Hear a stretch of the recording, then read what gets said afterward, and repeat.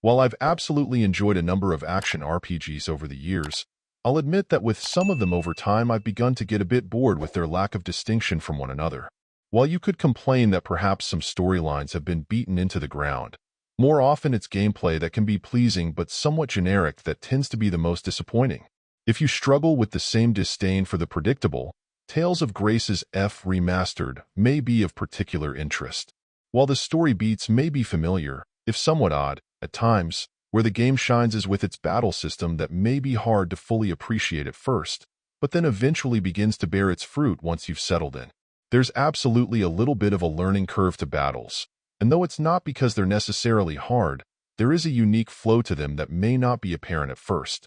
Once you get the hang of it, though, it can be quite satisfying, and this is further amplified by your ability to take pretty fine control over the skills of your party members and how much you help guide them in battle, versus giving them more generalized guidelines and letting them work on their own. What's wild is that if you just prefer to stick to the story, not encumbering yourself with endless field battles, you also have the power to tune that aspect of play to your liking as well. If you're down for the grind, the game will gladly indulge you, but if you either aren't interested in a challenge or are feeling overwhelmed in battle, the game has an impressive degree of customizations available to tune the experience to your liking. While I have no doubt some other titles in the space have comparable features, the sheer variety of ways you're able to tune the game to suit your taste here is impressive and appreciated.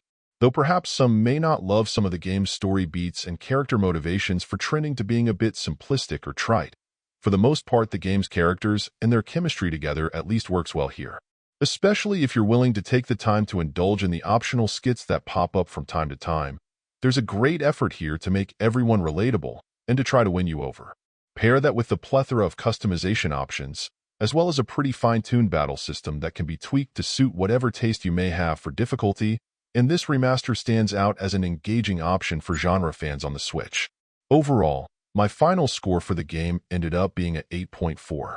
And if you're interested in picking it up, it's currently available on the Switch eShop for $39.99.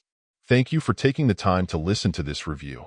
And if you'd like more information or ideas of indie games worth checking out on Switch, be sure to click on the link provided in the description.